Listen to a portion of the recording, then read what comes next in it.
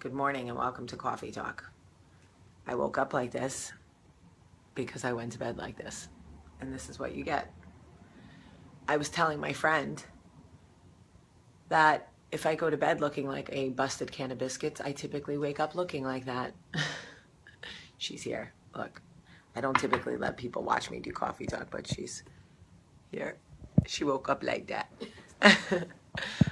We were talking about, she wanted to know how I think of things. Ow, I just ripped a knot out of my head. How I think of things to talk about for Coffee Talk. And I told her that typically I'm inspired by things that people say to me or experiences that I have or they have, that I can somehow try to relate to my life, or things, I feel like if it affects me, typically it will affect other women in my general 20-year age span. I should tell you what her name is. Her name is Jessie. Say hi, Jessie. Hi. So you don't think she doesn't have a name. That'd be weird. We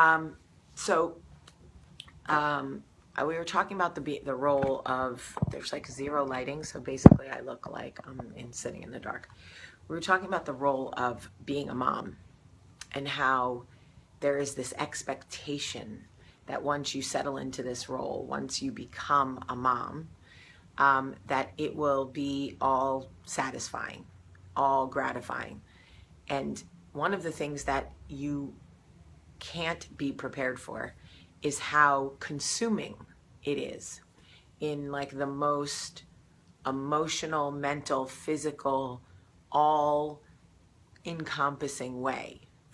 From the second that for me, the second I found out I was pregnant and until right now, until I die, that is something you can't understand until you have the baby. So I'm not even going to try to sell you on it, because I could talk about it for 7 hours and you still won't get it. But the bigger issue for me is how there is this false, I believe, false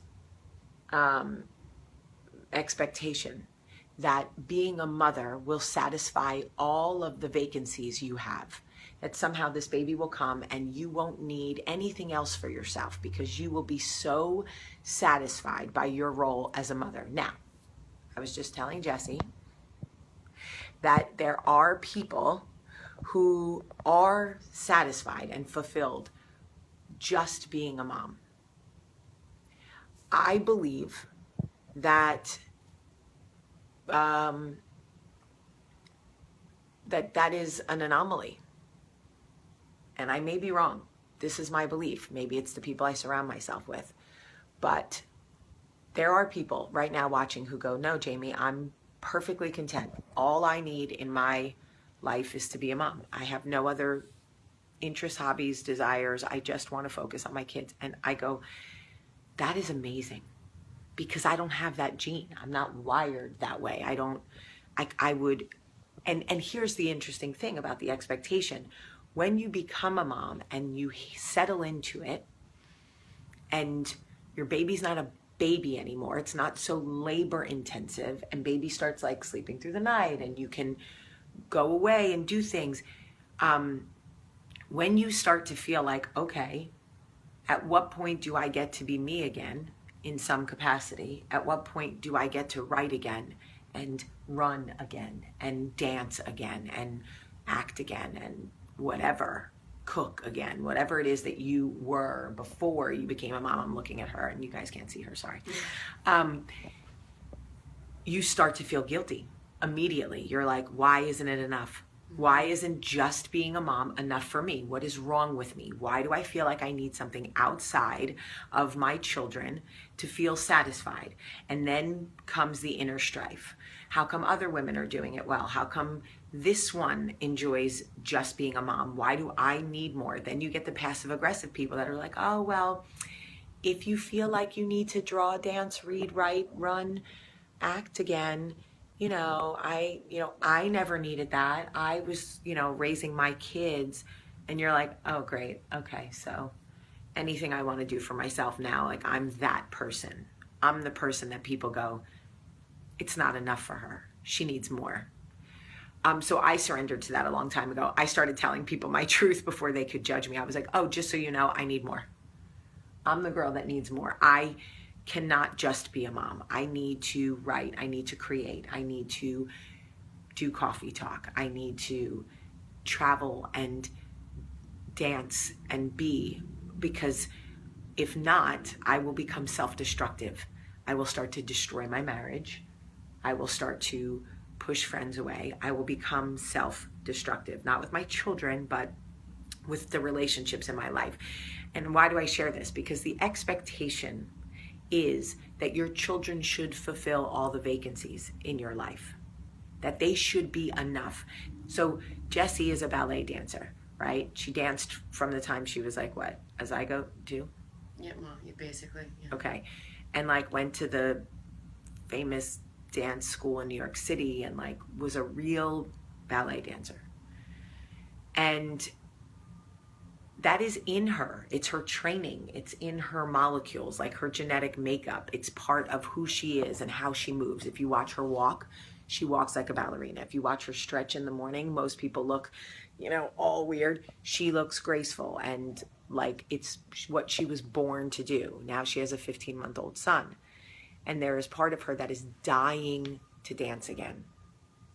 And then a part of her that feels, I would imagine, what? Guilty, wanting to go away and dance. Just what you're saying, that there's a void that hasn't been filled by motherhood, and why not? But then I realize that's who I am. It's always been a part of me, and getting back to that is just as important as every responsibility I have as a mother. And there will be people who will say, how can dancing be as important as being a mother? And I say, the same way that I tell people when they say, oh, Jamie, but you lost a baby and then you had Charlie. So it's like, make sure you don't do the Sharon Stone. Oh my God. Don't Sharon Stone people. And I say to them, that isn't how a mother's heart works.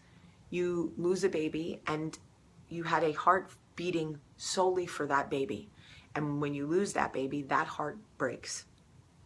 That heart does not become repaired by another heart for another baby. That heart will always remain broken in some capacity. Much in the way that there is a part of Jessie that needs to dance. It is a part of who she is.